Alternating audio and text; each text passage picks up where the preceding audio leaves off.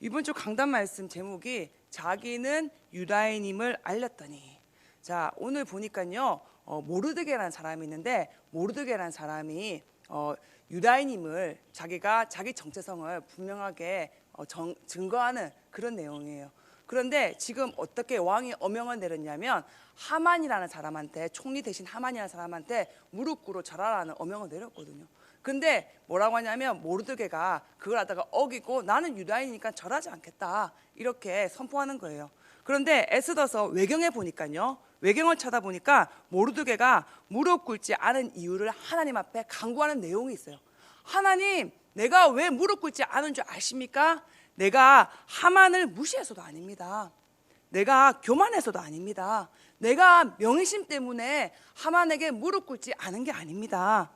내가 진짜 이스라엘 구원을 위해서 그의 발 앞에 무릎 꿇고 신발에다가 발에다가 입을 대고 키스하라고 하면 키스하겠습니다. 무릎 꿇고 내가 오만 아첨을 다할 수 있습니다. 이스라엘의 구원을 위해서라면.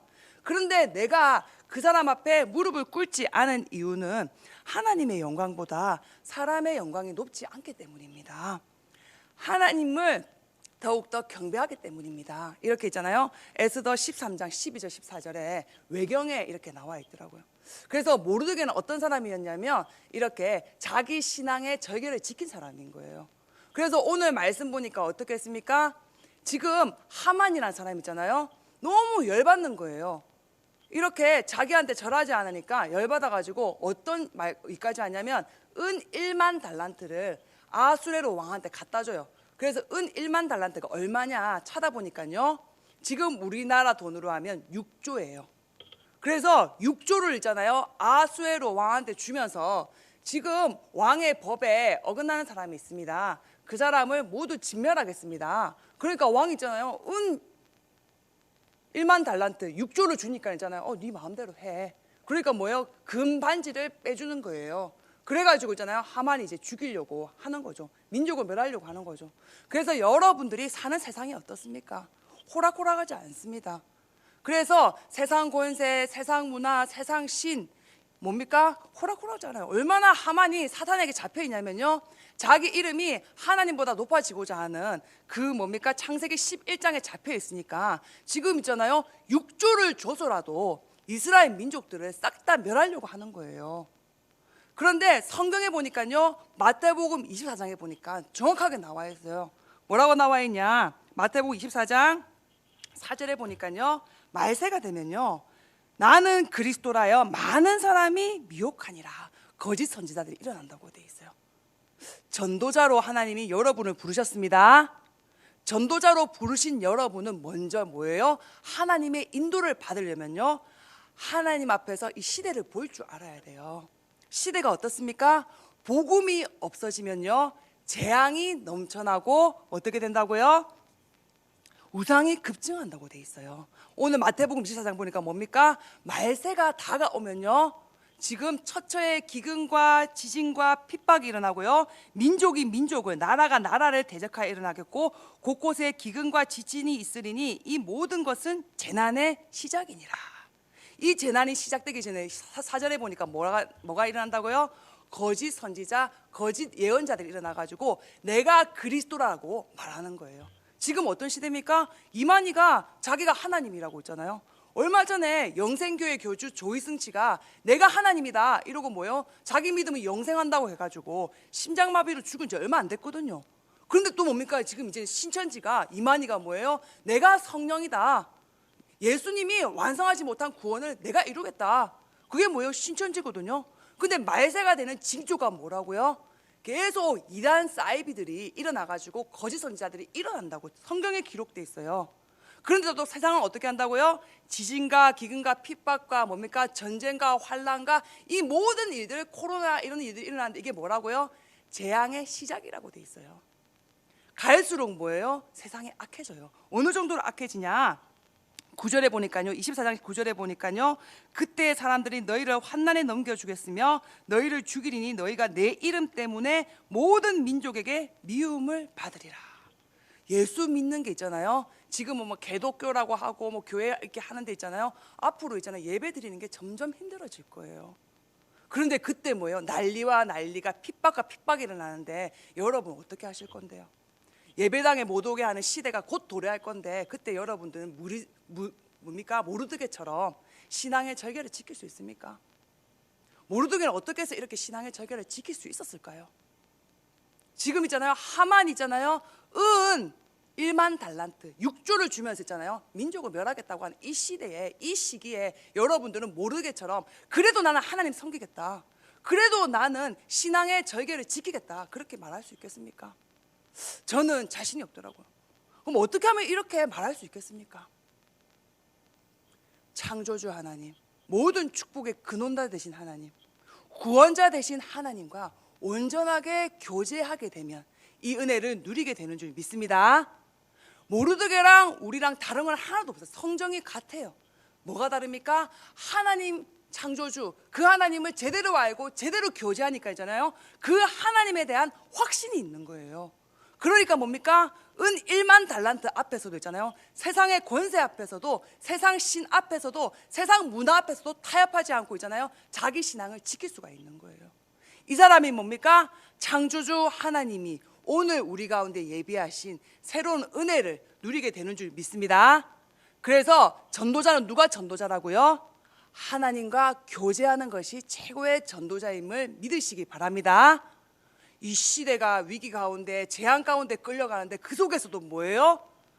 창조주 하나님은 날마다 만나고 하나님과 교제하고 만복의 근원 대신 하나님 앞에 나아가서 오늘도 내 인생 내 대신 사시는 그 주권자 되신 예수님께 내 인생을 의탁하고 내 인생을 맡기는 그 사람이 전도자입니다.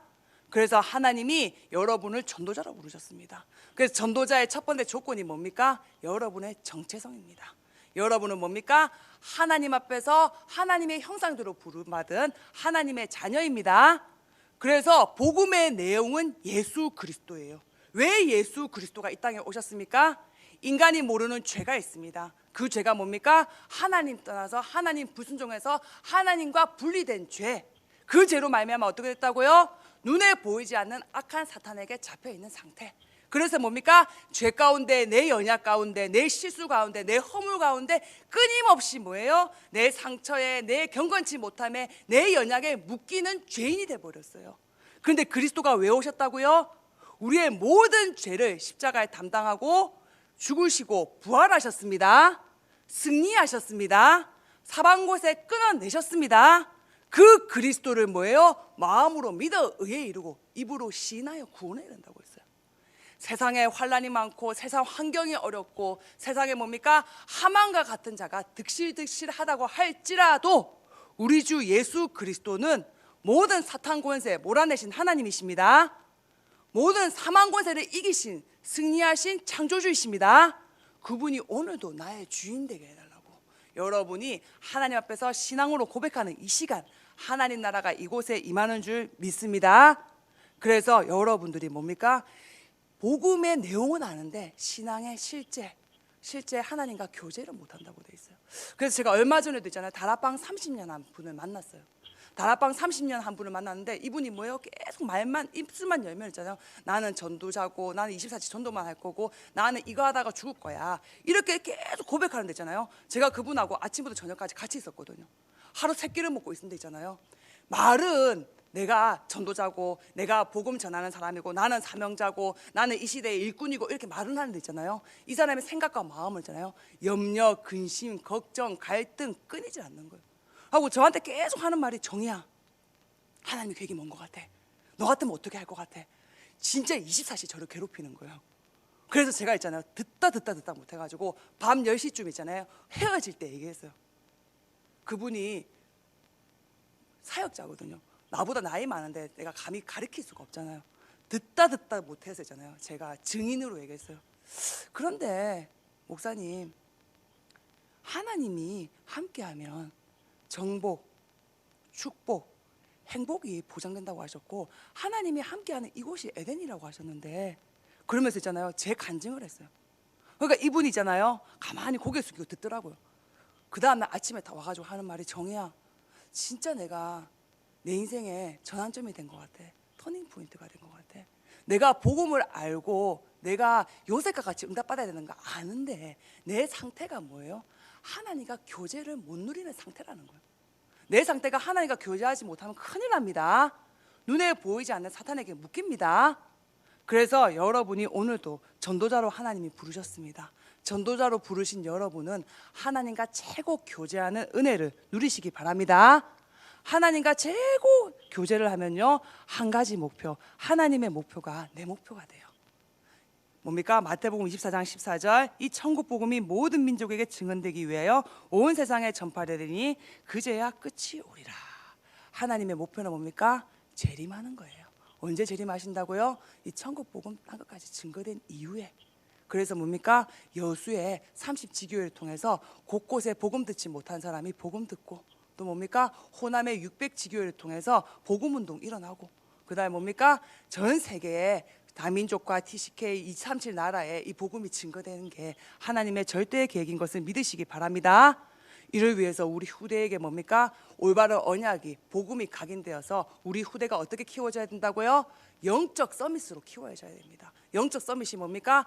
하나님과 함께하는 게 영적 서밋입니다. 하나님과 함께하는 속에서 뭡니까? 기능, 문화, 응답까지 받는 사람이 영적 서밋이에요. 그래서 뭡니까? 우리 후대를 영적 서밋으로 키우고, 어떻게 이제는 뭡니까? 전도자로 키우는 게 후대 복음화입니다.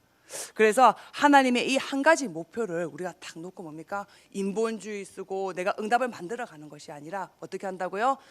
하나님의 인도받는 거예요. 오늘도 창조주이시고 모든 축복의 근원자 되신 하나님, 오늘도 구원을 계획하시고 완성하시고 성취하신 하나님, 우리 가운데, 우리 인생 가운데, 우리 후대 가운데, 우리 교회의 주인으로 임재하옵소서. 여러분이 하나님 앞에 기도하시기 바랍니다. 그래서 하나님의 방법 중에 방법이 뭡니까? 말씀이 육신으로 들어오신 예수 그리스도, 그분이 지금 우리 속에 임재하십니다. 그래서 오늘 여러분이 오늘의 말씀 가지고 뭐 하는 거라고요?